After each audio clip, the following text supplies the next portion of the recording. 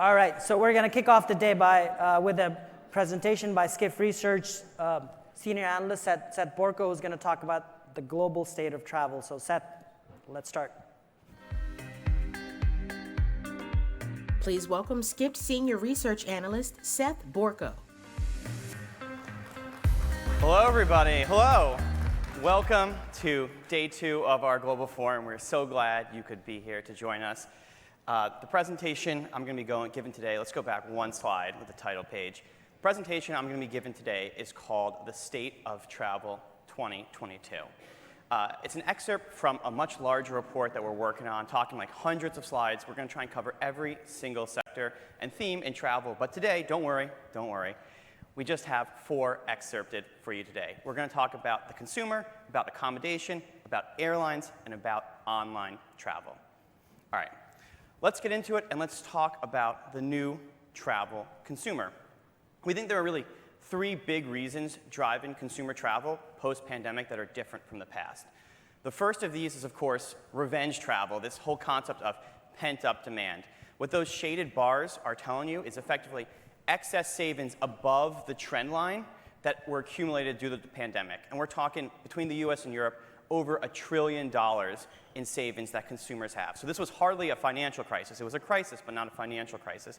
And we're seeing that pent-up demand get spent, primarily, a lot of it on travel. And that's one of the things we've been talking about at this conference, right, is how long can this pent-up demand last? There is a bit of a challenge, right? Inflation, we are worried about that. But based on the conversation we've been having here, demand into fall and December seems very, very solid. The other big consumer trend is this great merging that we've talked a lot about here. And it's this concept of work from anywhere, this new remote future. People have so much flexibility. And the folks on the very, very vanguard of this are the digital nomads. And you can see that interest in full-time travel has gone through the roof. But let's not just focus only on the digital nomads. Let's focus on what this means for everyone, for the average consumer, right? Because if you were going to take maybe a 5-day trip, and now because of your remote flexibility, you can take some calls or do some work, that 5-day trip turns into a 10-day trip. That's a huge boost to travel, not just from the digital nomads. And so I know we debated, what we think about remote work on stage here a bit, but I think from the consumer point of view, it's undoubtedly good for the industry. And then the final thing we should talk about is business travel. It's definitely changing. It's coming back a lot slower than leisure travel. Traditional business travel was really a lot of sales teams, right?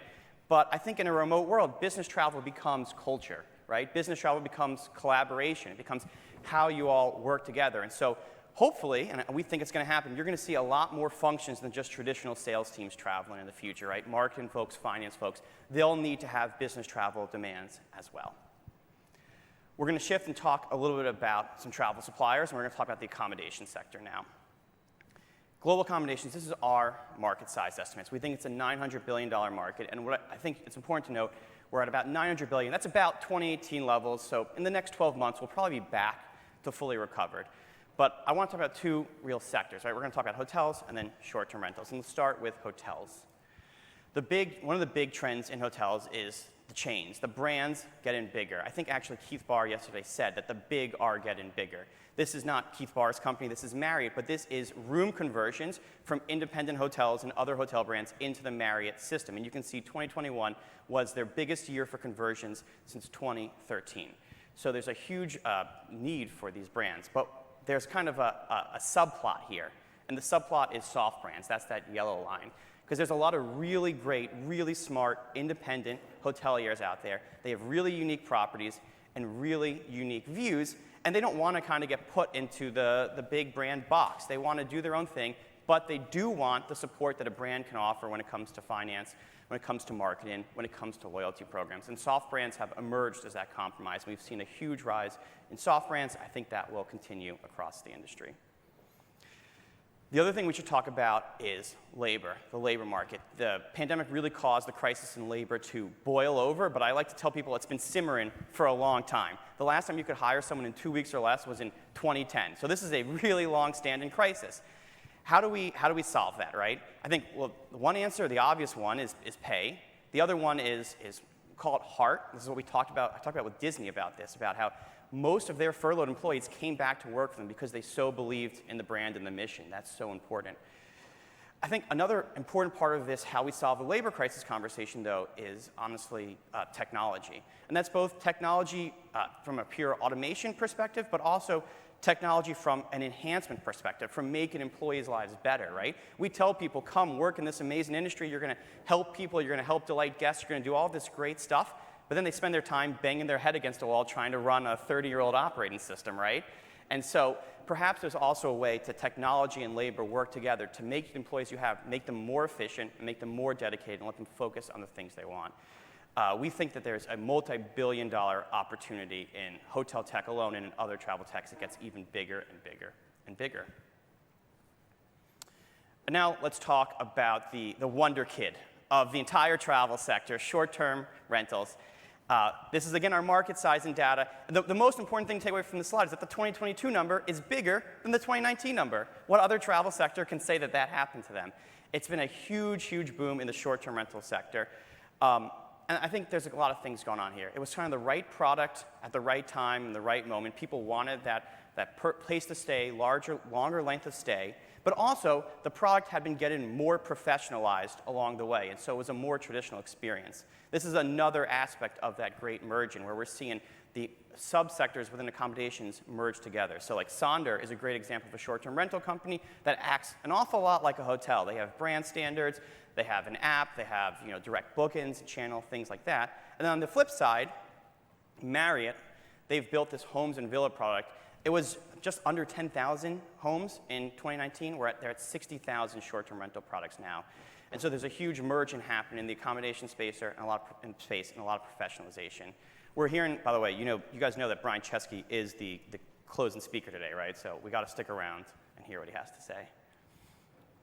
We're going to move on to airlines here as we keep going around the world. Two big trends in airlines. One's a long-term trend, and that's ancillary revenue. I think if you're in the airline industry, you already knew this, right? It's been happening for a while, but it became even more important during the pandemic, right?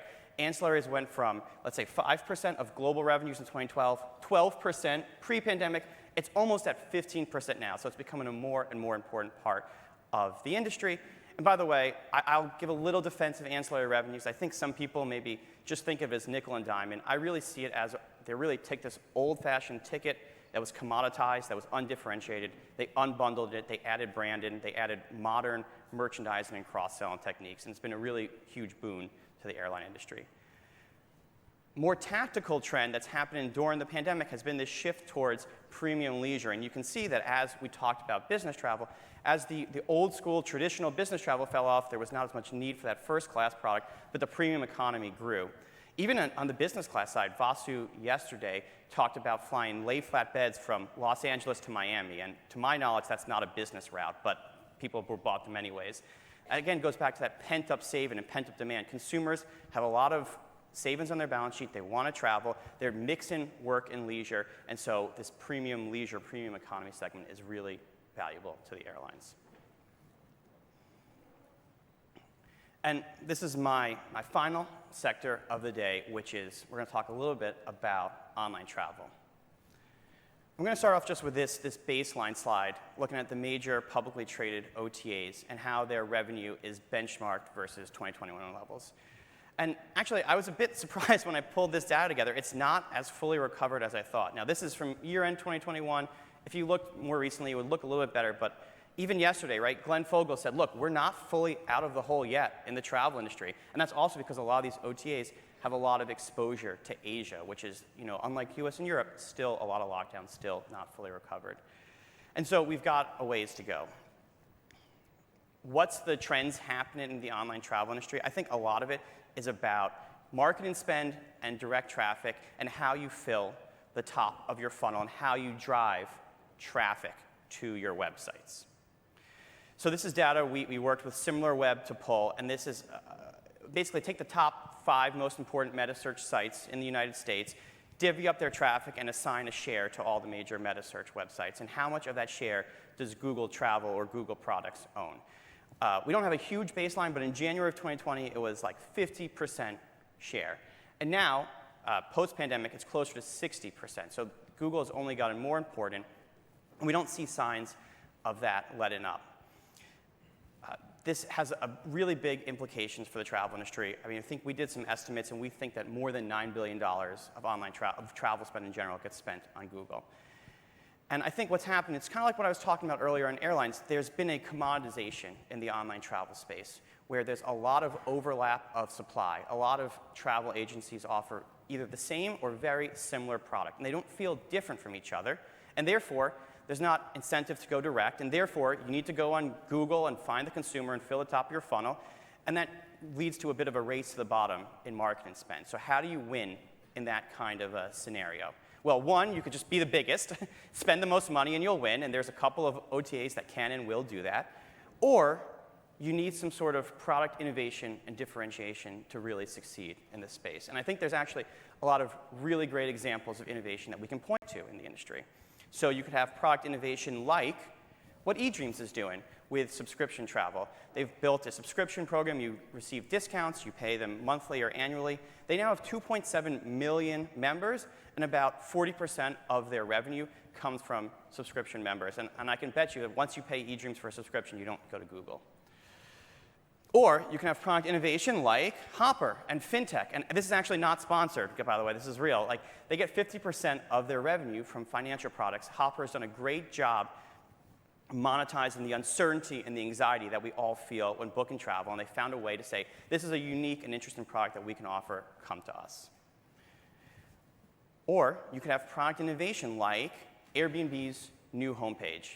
I love this. Airbnb totally redesigned their homepage to show categories and homes first. Every other travel website in the world starts with a search bar, and you put your location in it. And what does that do? That puts the location primary and the travel product secondary. Well, what Airbnb wants is their homes. They want their homes to be the primary thing. They don't want you to dream about the destination. They want you to dream about the homes that they offer and the unique products that they have. And then you figure out the location afterwards.